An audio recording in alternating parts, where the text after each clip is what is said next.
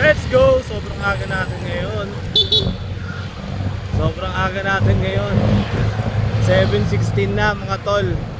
Ang late na. Pauwi na iba, tayo papunta pa lang. Tayo dyan, men. So, nandito na nga pala tayo. So, papasok na tayo sa commercial ngayon. So, jogging time muna tayo. Jogging. Pagka medyo maaga pa, dadaan tayo ng gym. At dito nga ikapapasok ko lang at magbabayad na nga tayo ng entrance mga tol. Dahil may bayad nga pala ng 10 pesos yan pagpapasok dito sa commercial. At dito nga sinetap ko muna yung camera ko para kita ako dahil mag-i-stretching muna nga tayo bago tayo sumabak sa lakaran.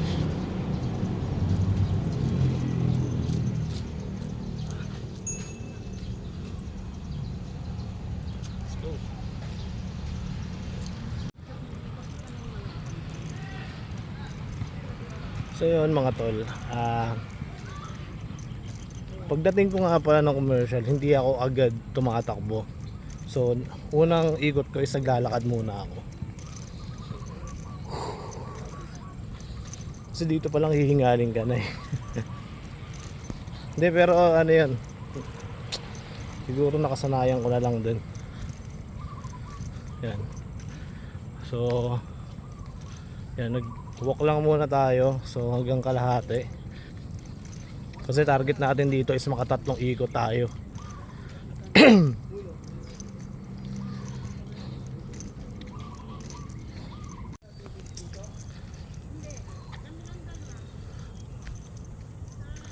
So ayan, nakakalahati na tayo. So pwede na tayo tumakbo. Siyempre. So nakapag-warm up na tayo. Ayan, medyo naglayo lang talaga tayo sa food vlog kasi parang namang talaga. Grabe. Magto 2 months pa lang ako nagpo-food vlog nitong mga nakaraang buwan. Pero parang 2 kg na dagdag sa akin talaga. Grabe, no? Pero okay lang, bawiin natin yan.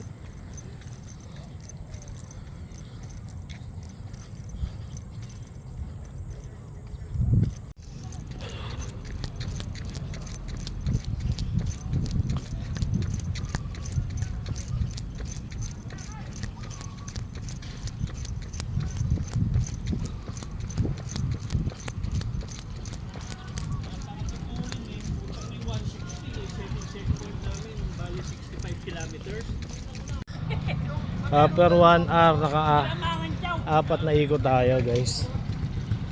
Grabe. Basa.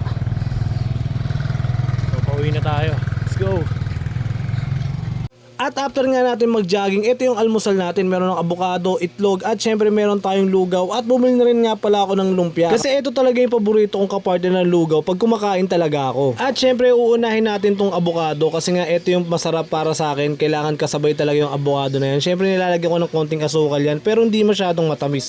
Yung sakto lang. Dahil sobrang ganda nga nito sa katawan kaya lagi akong kumakain ito at lagi ko siyang sinasabay tuwing almusal.